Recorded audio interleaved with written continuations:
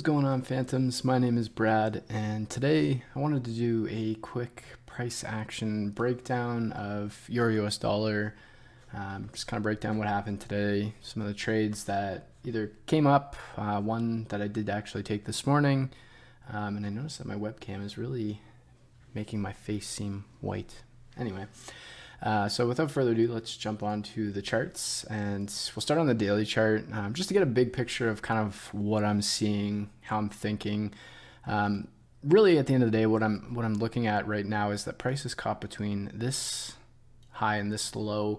So basically caught between this leg of price. You know, if we look at previous price action, we broke this low, so now operating in this point.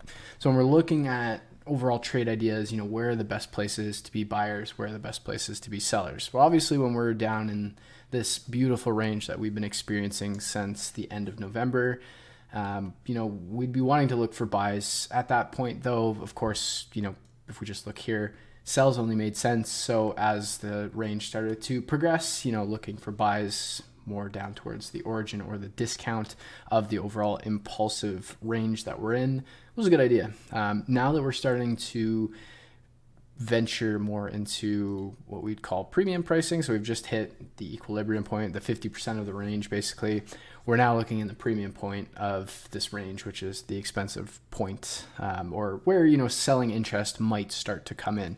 So when we're looking at valid points, the first point that I was looking at was this little candle right here. This would be a pivot supply zone or a buy to sell, depending on what you want to call it. In the course, it's referred to as pivots. I was looking at that as an initial point, but if we just kind of run through our checklist of what makes a zone tick, you know, what makes it high probability versus not high probability. If we're looking at this, we ask ourselves, did it break structure? No. Did it take liquidity? No. Did it facilitate any sort of supply chain that would warrant this zone being some sort of transaction order flow? No. It's basically just an up candle in an overall down move. There's some relevance to it. Might be some trades that we could look at taking in that area if we get our criteria. But, you know, from a value perspective, maybe not the best area to be looking at. But of course, something we should look at considering we're on a daily time frame here. So the next area that I am looking at is this area right here. This is what caused the break of structure. One could argue that from a lower time frame, we had a little bit of a demand chain that created that. At the end of the day, on the daily chart, it broke structure, so it does have more relevance to me. It is much deeper into premium pricing, so it looks good. Now we'll go down to the 4-hour chart and just take a look at kind of how I'm seeing things. You know, we've been in this lovely range, just trying to make sense of the range, trying to gauge this overall complex pullback, if you want to call it that, before we started to actually see proper structure in the markets. You know, now that we've actually broken out of this range, we're feeling good. We're pretty happy about it because now we're actually starting to see Euro US dollar with some clear price action, some clear intent, things like that. So we're going to dig into mostly today's price action. I have covered a lot of questions concerning kind of this bit of price action, as well as I did a video on this particular area, as well as there were a lot of questions. So trying my best to just make sure I break down things in the best way that I can based on my understanding, things like that, you know, kind of make the gray areas seem less gray so that you can hit the charts with more confidence, you know, later on. Excuse me. Sorry, I have not had a coffee today, and it's almost 1:30 p.m., which is very abnormal for me, but I digress. So we're looking at the 4-hour. We can clearly see that we've broken structure to the upside. We're starting to turn bearish. We're starting to turn bullish. And, you know, looking for buys, looking for continuations on intraday perspectives look good. You know, as far as where should we be targeting? Again, like I mentioned in the daily chart, we're looking for more so these areas. The first initial target would have been this supply zone, which on a 4-hour does look a little bit better, you know, because I ripped it apart on the daily chart. You know, if I just move this tool out of the way, what we can see is it does take liquidity. It does break structure. You know, if this pullback is a good enough structure, it's about 30 pips. So, you know, we could argue the case that on a 4-hour chart, it's tangible structure. And, you know, probably on a lower time frame, again, this could be a supply zone. So we do have a little bit of supply chain kicking up. So, you know, there's some validity to it on a 4-hour perspective. Daily, not so much. So that when you're stacking your time frames, and this is why multi-time frame analysis does become important, because on a 4 hour it looks really good, on a daily not so much. And we can get lost in the lower time frame sauce and thinking that one zone is good because on the lower time frame it does everything we want it to do, but we need to sometimes take that step back. Look, if you're looking at a 1 minute zone, sometimes go up to the 5 minute chart, just take a look, see what sort of interactions happening on a 5 minute chart. If that's not clear, go to a 15 minute. If that's not clear, maybe check out the 30 minute. Look at the 1 hour, the 4 hour. Primarily we do focus on the 4 hour, the 15 minute, and the 1 minute, but at the end of the day, all the time frames is just data. The reason why we structure ourselves in the 4 hour, 15, and 1 minute is just so we have this rigorous process that allows us to make decisions based on a certain set of processes. Because if our trading plan is like, well, I look at the 4 hour, then I look at the 3 hour, then I look at the 1 hour, then I look at the 37 minute, and then I look at the 16 minute, it gets really confusing, unless of course you're following that to a T when you're doing your analysis. So the reason we've picked the 4, the 15, and the 1 is because they aid each other in really great ways, and they fractalize the price action in a digestible manner. Because sometimes if you jump from the 4 hour chart to the 1 hour chart, for instance, you're only breaking 4 hour candles into 4 1 hour candles. Whereas, if you have the 4 hour chart to a 15 minute chart, you have a lot more data to look through. And then the 15 minute to the 1 minute, there's just a lot more data that you can do. Data driven decisions are the best. So if we can have more data, it's really good, at least in my opinion. But anyway, I digress on that a little bit. So what we can see is we broke out the range. We have a lot of impulsive price action. From a 4 hour perspective, where are the key places that we'd be kind of looking for price to pull back in? Well, what we can do is just identify our market structure leg. What we can see is we've broken this swing high. Our swing low would be down here, as this is the lowest point of this range of price before we broke structure. So now that we've broken that, we've essentially created this high. Now, some may consider this structure. I personally don't. A 16, 18, 20 pip pullback on a 4 hour to me just does not scream pullback. It's more of a pause in the market. If we look at the time, this is where timing becomes very important. This little bit of price action right here, I've mentioned it in other videos, but I think it is really important because we can get lost sometimes with this, is if we just look at the time, it's at about 1 p.m. of the 4 hour candle, and then another one at 5 p.m. and then 9 p.m. So what does that time represent in the market? So from an Eastern Standard Time Zone perspective, that is more New York afternoon, rollover, and the Asian session. And what we know, or maybe you don't know and you're about to find out, is that during the New York afternoon, volume starts to taper down. There's not as many people actively trading. Usually it's more towards New York open and to about London close is where like a lot of volume is traded in the markets. And then, towards lunchtime, things to ramp down. And when you think about it from your workday, usually most people are most productive in the morning. And then after they've had lunch, things kind of die down a bit. Same concepts for the most part, of course, because it's all based on volume. So even if it's an algorithm, robot, whatever you want to call it, they're going to be programmed to understand the volume that's in the markets, and they will follow suit. Because at the end of the day, they're programmed by humans, and humans are what shaped the markets initially. They've obviously since evolved, but that's kind of the rationale and the theory behind that. So that's why we can consider that a true pullback, but more of a volume pause in the market where there's just not a lot of volume. So price just kind of, starts to taper down for a bit. But then it's what we can see is as soon as we start to get into the London session, this candle starts at 1 a.m. Eastern. London doesn't actually open until 3 a.m. Eastern, but this would be, inside that price action. We can see that there's a lot of price action. Then we have kind of the London lull where price gets a little bit slow. Then we hit New York, we see a little bit more volume. Then we're starting to see London afternoon, or New York afternoon rather. Things are slowing down again. So that's kind of the ebb and flow of the market. It's not always going to work out that way, as perfectly as you might want it to. Because as we can see here, we had all our volume in this 1 a.m. Eastern candle. And in this one, we had virtually nothing. And then, 5 a.m. to 9 a.m. So New York open, and preceding that, we start to see volume. So it's all dependent on what day of the week it is, various factors. But things to keep in mind when you are looking at market structure, when you're looking at these sorts of things, it can help you, make better decisions in terms of that. So if we're looking at this bit of price action, this range, I would look at a couple places. Specifically, originally one of the spots I look for is the Asian range, which would be this entire price, which we can see price has actually just interacted with that not too long ago. A couple other spots that I might look at are something around these lines. And one thing I should note is while I am marking out lots of zones that are valid, within this range, it doesn't necessarily mean that I'm going to actively trade them. I don't trade 4-hour zones directly, and I don't think many of you do as well.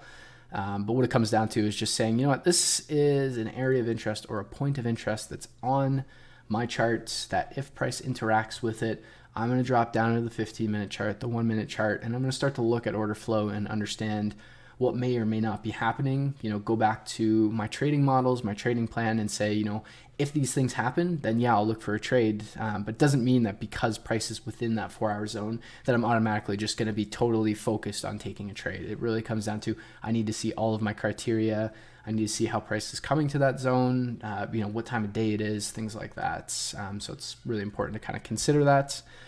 These would be the two that I'd be most interested in. We could also look at this one as well, because if we're looking at these zones, this is where you get a little granular, kind of considering the fractal nature of the markets.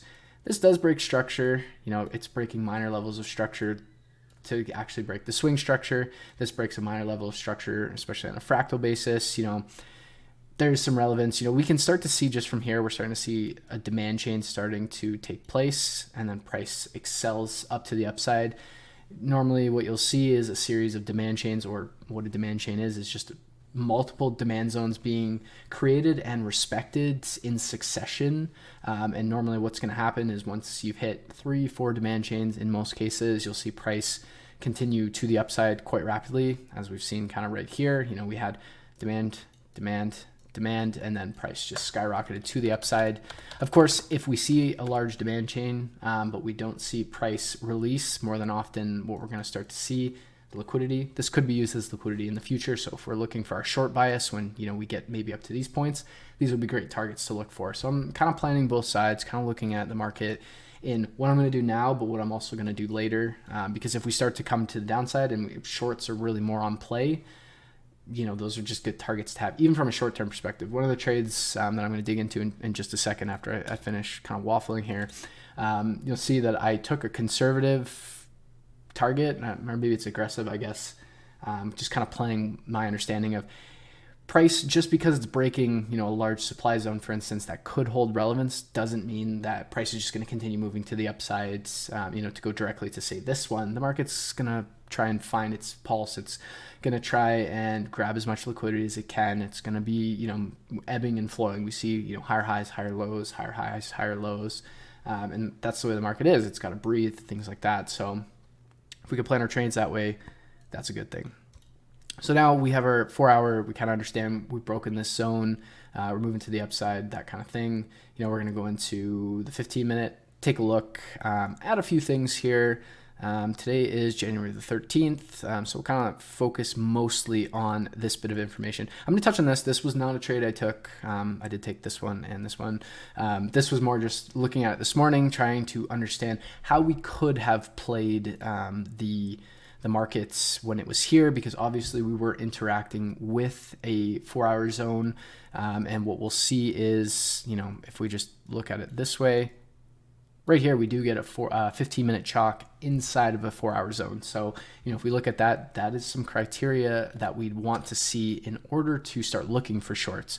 Of course, this entry is in fact taken on a 1-minute. I am very much inclined to take 1-minute chalks in 4-hour zones, things like that. We can refine this 4-hour zone to a 15-minute and allow us to kind of have some wiggle room there, but that's a whole different story. But basically what I was looking at here was just, what happens when the chalk happens. And one of the things that we need to ask ourselves when we see changes of character is, once we get that change of character, what happens next? Like if we break this low, we wick it, and then we immediately retrace, chances are it's probably not a great change of character. We want to see some sort of commitment. We need the market to give us a little bit. We need that kind of obvious thing that's happening. And, what we can see from a really poor perspective too is we have a little bit of a demand zone here. We wick the demand zone, so we're taking liquidity, but all the while we're just creating a demand chain. Again, what I've spoken about on the 4-hour chart, where we get about 3 or 4 demand respects in a row, and then we release to the upside. It's not a hard and fast rule. It's just something that you'll notice over time. It tends to happen more and more. So, but when we're looking at this sort of price action, we break this structure here. This would be our change of character, because every candle has a high that, gets higher. So here would be our, let me draw it with a straight line. I have a really bad habit of doing that, drawing lines that are not straight, and then, it gets a little confusing. So if we're looking at this from a change of character perspective, this is what we'd be looking at. This is exactly why this trade that I was just kind of looking at, that would be the initial target, or maybe even the full target, once we start to see this sort of price action happening, just something like that, where we break structure and then we immediately retrace. And what I've mentioned in the complex structure mapping mini lesson that I did a few weeks back was basically really take notice of when price breaks structure and what happens next. That's probably the most important thing. It really comes down to, if we break structure and immediately retrace, we need to start looking at previous highs in this case, since we're breaking lows. So in this case, we're looking at this low specifically.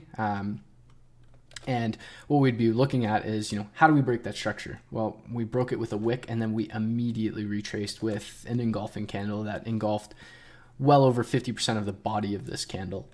And that's important because that shows that, there was willing buying pressure. And again, when I go from more of a perspective of, demand chain, it starts to make sense. Obviously, this is in hindsight, so take it with what you will in that case, especially because I wasn't actively looking at the market. This is happening during spread hours. I wouldn't take a trade during spread hours. So I'm gonna get all those disclaimers out of the way just so we're all on the same page. Cool.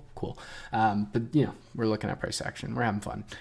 So basically, yeah, this trade, if you were actually taking it, was about 3:45 Eastern Standard Time. It's pretty late in the session. Not unreasonable to look for trades, but you're definitely approaching an area where you could not have a great time. And when we look at stuff like this, that usually is a relation of spread hours. Spread is widening. Some erratic things happen, and Euro US dollar, at least on the forex.com feed, for at least the first day, if you look at the 5 o'clock candle, more often than not, you're going to see a big wick, and that's just kind of spread being factored in. Sometimes they get smoothed away very quickly, and sometimes that candle lingers for a bit. It's interesting watching TradingView change their data feed slightly every now and then, but anyway, so what we see is we break the low and we immediately retrace. So if we just look at the previous high or previous set of highs that essentially created this down move. So, we have the larger down move, which we could say is actually from this point right here. We could see that we have a bit of minor structure. So we could say it's more from here. We have a bit of minor structure here. So we could say it's from here. We also have some minor structure here. However you want to look at it. It's nice to look at it in different levels, especially when you get really ugly price action like this. This is not great. This is really ugly. This shows Asian session price action, spread hours. Anyway, so what we can see is if we just look at this high, this high, this high, what we can see is we broke it, and we're going to keep those highs in mind later. Basically, obviously we can see what happens, but just follow with me for a second. So we break to the downside, we immediately retrace. What did we do first? We took the high here, right? We can all see that. Let me just delete that. So we took the liquidity of that high. We also have this high and also have this high. We'll keep that in our back pocket, because what could happen is we, break the structure, retrace, do that liquidity grab, and then just continue. Totally viable option that can happen. So, we're just keeping these other highs in the back of our minds when we're looking at this kind of liquidity concept. Now, when we look at this second drive into the low, this is another attempt to break structure. And what we can see is we basically tap in. I believe these are equal lows. So the low is 358 and this one is 358. So they're equal lows. So yes, we'd look at that as liquidity, and anyone looking at that would be very much correct to view it as such. But what we can see is we start to immediately retrace back to the upside, large wick, and then wick to the upside, which might show that maybe we're going to go back down, but then we start to see engulfing candle. So now let's just take a look at the last high, this one, and maybe this one. We'll just look at those two. They're pretty close together. They're within a couple pips. What ends up happening? This candle comes, sweeps out those highs. Now we're going to try and move back to the downside. So what we can see is we move to the downside and we immediately retrace. We're going to take a look at that high later, and then we're going to keep moving to the upside. But we also fail to break the high. So, we're going to look at this low too. It gets a little bit confusing because you're kind of looking at the interaction. This is kind of goes back to the protected and targeted structure concept. A job of a low is to break a high, and the job of a high is to break a low. If they don't, chances are, it's going to be targeted. But if it does, then chances are it's going to be protected. Same concepts for the most part. It's a little bit fractalized, and it's more liquidity focused. So I hope I haven't lost too many of you yet. But what we can see is we drive back down one more time. We're not successful. Engulfing candle. This sweeps some liquidity here. Taps into a range, this wick here, which again is part of more of this bigger demand chain. And then we move to the upside quite rapidly. And again, those previous highs that we were kind of looking at, they all get swept. Now, of course, this is kind of, of course, you already knew the outcome. Yeah, great, sure. It's more the concept. Start testing that on your charts, if that makes sense. Also go back to the complex structure mapping video.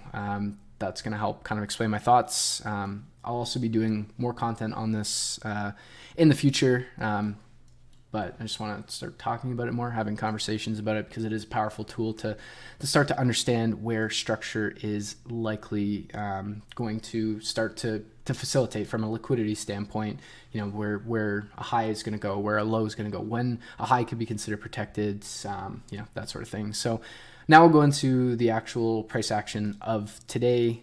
So when I was looking in this session, I wake up around 7 a.m. every day, Eastern Standard Time. So I don't trade London session, but I'm very aware of what happens in London. I'm aware of what I'd be looking for, things like that. So as you can see, I have some annotations. I did share some of this in the EU chat. Shout out to my EU gang. And basically this is the trade that I took here. It was about 9.8R. I TP'd just at the supply zone, or basically this high right here. I wasn't stretching pretty far, and as we can see the result, price just immediately reversed. So, I'm pretty happy about that, because normally that doesn't happen, where what would normally happen is my TP would be just right there and price would just miss it and then go down. So, happy days for a change for me, especially on EU. It's been a little savage lately for us with the range. So it's good to have some small wins here and there. So what we're doing is just looking at the 15-minute. I'm going to talk more about New York session, mostly because, again, that's what I was looking at. Everything kind of here is in total hindsight, because I woke up to it, I looked at it, and I went, cool. But what I can do is I can speak to this in the moment. Again, you'll say, hey, Brad, that was hindsight, because obviously that's how this video is being recorded. That's fine. Take what you will of it, because this was the thought process of the trade. So when I was looking at the charts around 7 a.m., I noticed this drive down. I was aware of this particular candle formation right here. What this is a sell to buy or a pivot demand zone. Again, we ask ourselves, did it break structure? We could argue, yes, it did. Did it tap into some sort of demand chain? No. Did it take liquidity? No. So, it broke structure. So there's some validity there. Good area to look. What I was looking more at was this area, because this took liquidity. This was part of a demand chain. And then if I go onto the 4-hour chart, it starts to interact with this much larger zone, which we've just been talking about for quite a while. So a lot of confluence there to be looking for price to gravitate towards here. And so I'm awaiting this. I had some not limits. I had some alerts set here to kind of just say, hey, we're here. But we didn't hit them. Obviously, we got this massive retrace, and price basically created equal highs here. And then we came back down. And I was interested by that because, when we look at the charts, we often ask ourselves, or we should be asking ourselves, why did price react off of that? Why this area? Why that wick? Why this zone? Why that? And dig in and try to make sense of it. That's how we learn. Right? That's how I learned a lot of the stuff that I know today is really just through testing it on the charts, constantly asking why. I did a video on that as well a couple weeks ago, just kind of the thought process of that. It's really just imperative to your trading journey to just dig into price action. It's what is so important when it comes to end of day markups, things like that. So basically what I did was, identified this candle right here, which is just above the demand zone that I was initially looking at for potential buy areas. But I noticed that we reacted within this candle And it's, why did we react there? So basically what I'm going to do now is I'm going to go down to the 5-minute chart and investigate. I don't see anything. Do you? No, it's just more imbalance in a candle. And just for the record, imbalance, inefficiency, fair value gaps, they're all the same thing. Some people have different definitions of them, but for the way we use them, we refer to them in the same way just to keep things super easy. So it doesn't matter how you refer to them. It is what it is. So basically what I looked at here is I'm just looking through the price action going, okay, here's the imbalance. We've broken it down from the 15-minute chart. We looked on the 5, didn't see anything. Now we're on the 1-minute chart. We can see this. This is, again, sell to buy price action or pivot demand, which is basically what this was that we were looking at on the 15-minute chart. So, we're going, okay, this is curious that it reacted there. That's interesting. Would I personally have looked to trade at that zone? Probably not, if I'm entirely honest. I like zones that are formed better, that give me the criteria that I need. I'm not as willing to trade price action like this, but I do use them as a confluence to establish a demand chain.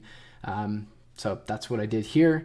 I seen we reacted off of this, moved to the upsides, and basically created equal highs. But what we can see is if we're just looking at it from a change of character perspective, move that out of the way. We had our low here, we came down, we came right back up. So we've seen the change of character. We're seeing order flow shifting back to bullish. We get some equal highs, and then we start to come back to the downside, right?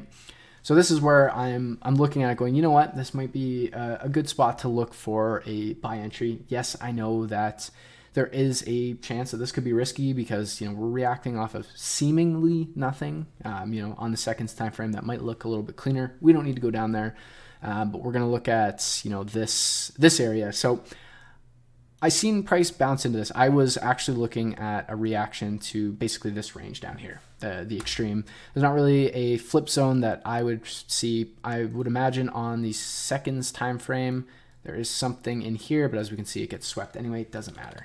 Because part of my plan, if I'm looking at flip zones anyway, I want to see the flip take some sort of liquidity before it takes out the reaction, and then I'll look at that. If not, I'm going to trade the extreme all day long. So with that, I'm waiting for here. Again, I have my alert set. I'm just waiting for price to get down there. Price doesn't get down there. It reacts and it moves to the upside. And then what we see is we get another change of character. And again, I'm asking myself, why did it do that? Why did price, disrespect me like that? It comes down to, again, we're going to ask why. On the 1-minute chart, you can kind of see it, but it's the 5-minute that really kind of allowed me to see this in a little bit cleaner way. So what we have here is we have imbalance on either side. This is what we've referred to as a window of imbalance. It's basically just imbalance on the bear side, imbalance on the bullish side. Imbalance is basically meaning that price is moving so fast to the downside that it can't really offer pricing for both sides. It's mostly just offering selling here, and it's only offering buying here. So the concept of imbalance is that price, more often than not, is going to try its best to fill any imbalances it can before resuming. We can see it right here. If this candle wasn't here, this one right there, where my squiggles are, we'd have a massive imbalance, basically around that point. This candle comes up, cleans the imbalance, and then price just kind of goes sideways because everything's been fulfilled from a pricing perspective. So when we have a window of imbalance, we have imbalance on both sides where price is basically delivering very quickly on either side because there is, a lot of selling or buying interest or closing of positions, whatever you kind of want to view it as. Obviously, if we're looking at this, probably a lot of buying happening here. This could be, partials being or profits being taken on sells that maybe were conducted here or whatever. But the fact of the matter is, we have this window of imbalance. We drag it out to the right because, that's the price action we're dealing with. And then when we see that, we can see that price actually, interacts with this. Again, I didn't take that trade. I've seen this after the fact, again, asking myself, why did this happen? It didn't hit the zone that I wanted it to hit. And then we can see that, this sell to buy pivot demand zone could have been the catalyst. Maybe it was the window of balance. Don't know 100% for sure, but we know that there's a fair amount of confluence on either end to suggest that that was a good potential buy area if that fits our plan. Doesn't really fit my plan, which is fine. I'm just trying to figure out what's going on. But all the while, what am I doing? I know that the price action or the sentiment on euro dollar, at least on the intraday for me, is going to be bullish. We've broken a supply zone. Demand is in control. We're seeing that. We've seen that from way down here. I'm just trying to establish confluence. I'm trying to establish a demand chain, really seeing demand coming into control. I'm starting to map out where's my supply zones and why is supply giving reactions when demand is in control. Generally speaking, it's to build liquidity. And as we can see, we are starting to build lots of liquidity. This swept the liquidity. And then, we tap into a supply zone here. We come down. That's what facilitates this area. And then we continue moving to the upside kind of thing. And all the while now I'm like, okay, we have one demand zone here. We have another demand zone here. So we're starting to see a demand chain coming. And if I know what I know about demand chains is that usually I tend to see 3 or 4 respects of demand before a release or a proper release of price to the upside. Usually it takes out some sort of swing structure. Doesn't always, test it and see how it works for you. But this is just kind of what I noticed with my digging into price action. So when I look at this zone, I go, okay, this is definitely a trade that I want to start taking because when we look at it, we had the demand chain. We look at this, we have a change of character. We also have a supply to demand zone flip. So basically, if we're looking at this from a flip perspective, let me just make it a little bit bigger because this one is not as cookie cutter as some of them can be. If you want some more information about this, I'd really recommend Alex Tricky's video in mini lessons, the supply and demand break theory. He goes into a lot of detail on this sort of price action. So this might clear up some questions if you do have them. Did a really great job with that video. So basically what we have is we have a supply zone here. We get a reaction to that supply zone. Basically it's building liquidity. It's doing its thing. We take out that reaction. So let me just move this out of the way. We take out the reaction, which means now that the supply and demand zone flip has in essence completed. So now what we need to do is ask ourselves, if we just move price action, let's just say to right here, where would we be looking for price action to, give us our entry? This is where a lot of confusion comes in with the strategy. This is where a lot of, just confusion in general comes with, where should I be buying? Where should I be selling? Where should I be taking my entries? A lot of people take the decisional and then get smashed and then not take the extreme or take the extreme and get missed, things like that. So basically my thought process on this is this supply zone reaction didn't actually take out any liquidity. You could argue, yes, we started to build structure to the downside. This is a liquidity sweep. And then we changed character to the upside, and then we created our reaction. And to a certain extent, you could definitely view that. But when I view all of this price action, we have some trend line price action. More specifically, we just have some structural price action. We have some imbalance, so that's always just a good confluence. I don't necessarily put a lot of emphasis on, although now that I talk about this trade recap, it definitely seems like I put a lot of emphasis on imbalance, but it's just more of a tool to understand what's happening on the charts kind of thing. So when I'm looking at this, if sorry, I'm losing my words apparently. If a supply to demand zone flip doesn't really take out any tangible liquidity, especially within the leg that it's been created, I'm not as interested to trade the flip because if we were looking at it, where's the most valid demand zone to be looking? We can see that we have a demand zone here. We took out some structure here, great. Then we have another little bit of structure that's broken here. So we could be looking at something like this. And we have some structure here, get a mild break. But, and there's a reason why I mentioned this in the previous part of this video, and I hope you were paying attention. So it was all about how do we break structure and why is that important? Because we break structure here with a wick and then we start to retrace immediately. So what we're going to do is we're going to start looking at, well, where are the lows that price has created that led up to that? Because chances are those are going to be attacked for liquidity. Now, we don't know exactly which ones are going to be attacked for liquidity. This might suffice, and then something like that could work. But when I start to see this, and I see this just really nice low here, I see this extreme, and if I go up to the 5-minute chart, what I can also see is this really nice wick. It's part of the demand chain. It's taking liquidity on the 1 minute, not so much on the 5 here. It's broken structure. Again, on the 1 minute, the 5 minutes just more of a confluence at this point. I think that's, a solid zone for me, which is why I placed a trade here instead of up here, because I had a pretty strong indication that because of how we broke this structure, price was going to come down to the extreme. And it was all based on what I was talking about when we were looking at this bit of price action. I'm just going to delete that because that's not important. So yeah, we'll just get rid of the bar replay because I don't really feel like bar replaying or anything like that. We could be here all day if I'm bar replaying, and I wanted to get a video out and just kind of get back into the swing of things, be more in the trenches, so to speak, with you guys, give my thoughts. Obviously, I've kind of taken a step back from content creation just to give the team a little bit more, flair or exposure, so to speak. But I enjoy doing this stuff, so you're stuck with me, I suppose, or you don't have to watch my videos. So cool. But yeah, so this was basically the trade. We tapped in. We had a couple different entries we could have gotten here. In that, we could trade the 1 minute, high of the demand zone. We could trade the 20% of the 5 minute. I opted for the 20%. I don't know why I keep moving it. There we go. It just tagged me in just barely. This is an instance where price is moving so fast, you might not get in. You need to have low spread brokers.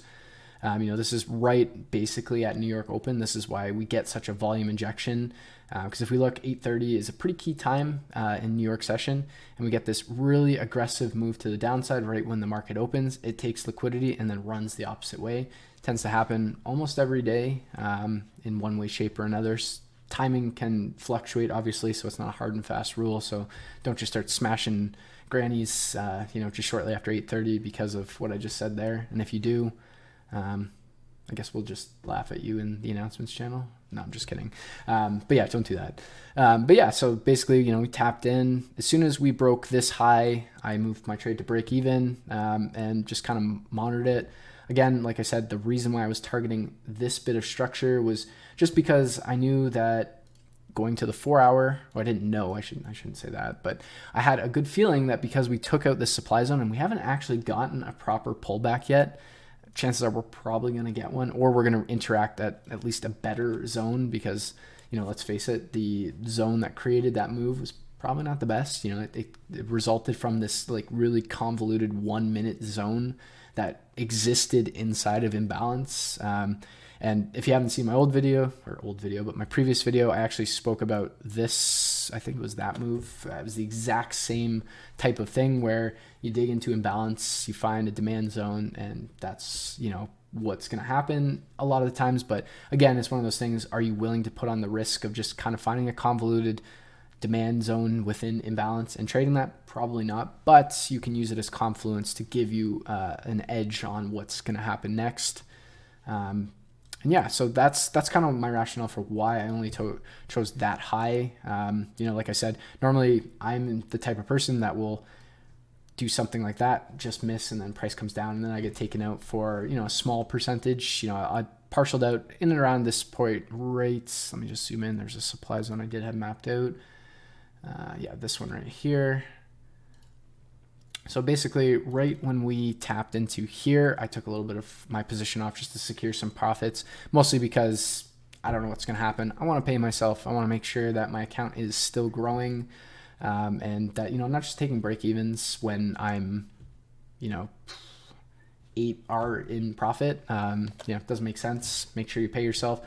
Don't take so many partials that you're unprofitable, because I think, there's two different spectrums of that, where partialing is good if you know when and how to partial, in terms of just logical places. Don't partial at one point and then 10 pips later partial again, and then 2 pips you partial again, to the point where your prices only move maybe 20 pips. I mean, that sounds like a lot if you have like a 1 pip stop loss, so maybe not a good example, but basically, like, if price hasn't really moved a lot and you're just continuously partialing, you're partialing out of fear, not out of strategy. So, find that proper balance, but just make sure that you are paying yourself, making sure you're covering your risk, because stuff like this could happen very easily. We'll look into just one more thing here, just as I'm seeing it, because I haven't really looked at price action because I stopped for lunch. And I was doing some other things this afternoon, or later in the morning, basically after this trade. So I wasn't really on the charts. But we can look at, what do we have here? We have a change of character. More specifically, if we want to even look at it here, what do we have here? A change of character.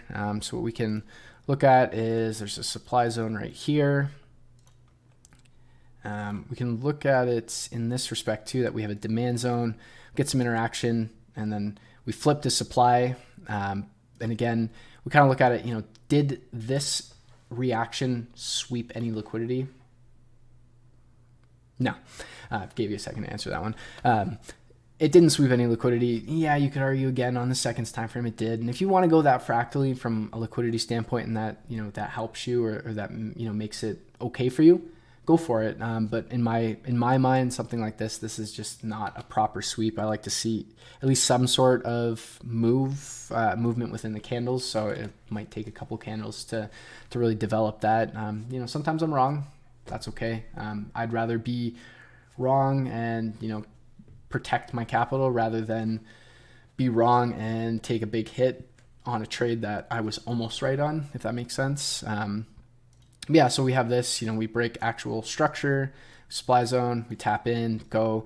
Here we get, a wick break. And in this case, this is an interesting one because it's, you'd say, hey, Brad, you mentioned that if we get a wick break, chances are we're going to, take out the high that's, price presented. It's not always going to happen. The markets are not always perfect. It's like me saying that every demand zone or every supply zone that gets formed is going to get respected, and you'll be making lots of money tomorrow because of that. No, there's several intricacies and things like that, but it is definitely a good framework to employ. But what we can see is, from a supply chain perspective, I'm not going to do that. There we go. So we tap into that. That's not really triggerable trades necessarily, but potentially there.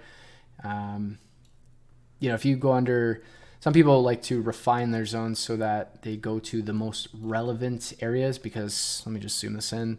This is something I recommend testing before you just jump into it, because you could hurt yourself. This is why this would work, and this goes back to why I was talking about asking the question why. Why did it react to this and not up here?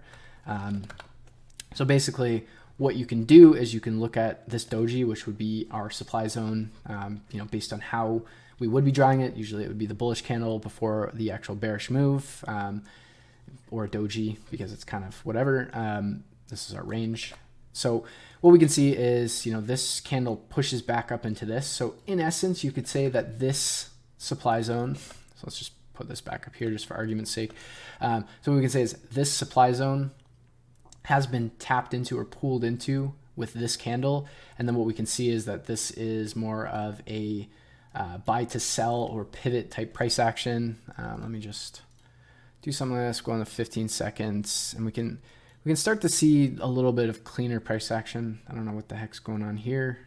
We'll just ignore that. TradingView has been very strange to me lately. But what we can see here is this makes a little bit more sense on a 15-second chart.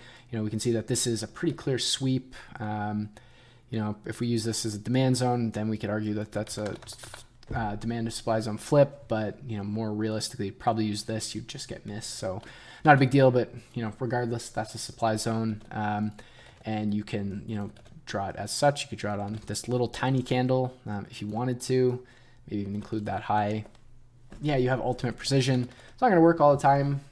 Seconds can be tricky, and I honestly don't recommend using the seconds if you're not comfortable with the 1 minute. Bar replay can't connect. Lovely. I was just saying that TradingView was acting up on me, and here we go. So basically, yeah, this was the short. This was probably the better trade of the day. I was getting involved in this within this price action was probably the best, because like I said, we had change of character and a very small change of character. So that gave you the same end goal basically, because if you were looking at it from this change of character, you'd still be looking at this because you don't have a demand to supply zone flip. But if you're looking at this smaller change of character, it's very subtle.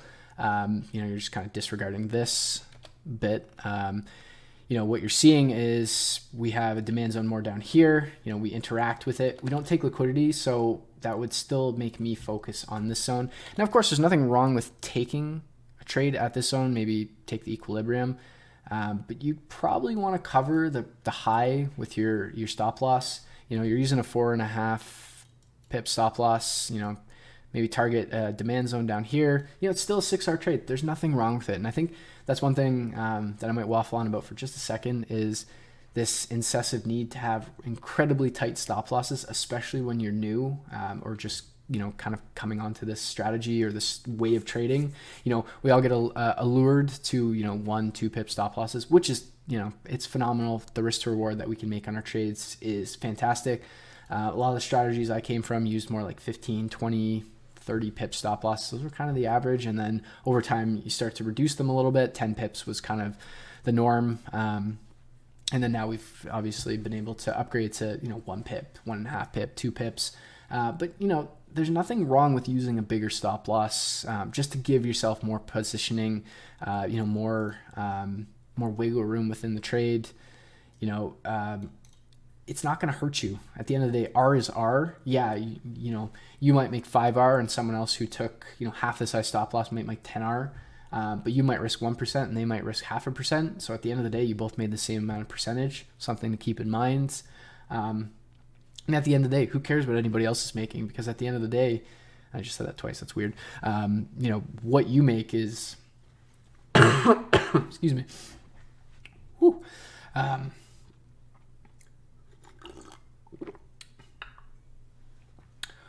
Sorry. I'm hitting the tail end of a cold, as you can probably tell from my voice. I hate drinking on camera and doing that stuff. I usually cut it out. Not going to do that, so apologies for that. Like I said, I'm getting over a cold, but I'm all good. So at the end of the day, your reward or the gains that you're making are your own, because at the end of the day, only your progress is what's most important, or what you should be focusing on.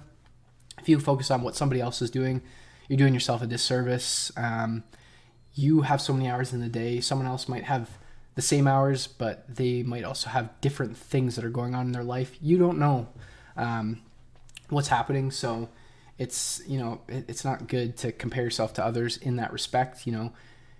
Don't be embarrassed that you used a 3 pip stop loss or a 4 pip stop loss or a 5 pip stop loss. It's not a big deal. At the end of the day, the goal should be to get into more trades, get comfortable with being uncomfortable, and refine from there. Because if you can't get in trades, even with, say we have this zone, for instance, it's a 2 pip stop. We add a pip to it. What's a pip really going to do? Ooh, excuse me. So that's a whole different thing. I think I'm going to cut it here. I can't seem to get my throat working. Probably just need some water, some coffee, whatnot. I mean, I've been talking for about 47 minutes, so I hope this was useful. I'm going to try doing this a lot more frequently in terms of just breaking down price action, any of the trades I take or don't take, just in terms of what's valid and stuff. I'll try to do a little bit more on scale-ins and stuff, because I'm sure we could probably find a few things that might be valid in here. And really, let's just try and break the mold of, perfection in many regards, just seeing what's available, what's possible, what's realistic. There's some trades that look amazing initially and then look horrible after a few candles, things like that. There's nothing wrong with that or anything like that. But looking forward to continuing to jump back into trade recaps. Been a while, so I definitely want to get back into them. I hope this was helpful. From a top-down perspective, try to touch on a couple things. I wanted to keep it concise, but first time back in the new year, probably not going to be concise. But the more I do, the probably more concise they will be. So bear with me as we transition on this new path together of just kind of going through the thoughts, because I want to make sure that I hit all the main things. What I might do too is just kind of pop in a questions forum or something somewhere in the Discord. Haven't really put too much thought into it, just kind of thinking out loud right now. Specifically, I guess to EU. And if you have questions, I can go over them. But yeah, have a great day. Hope this was helpful. I'm going to go tend to my throat.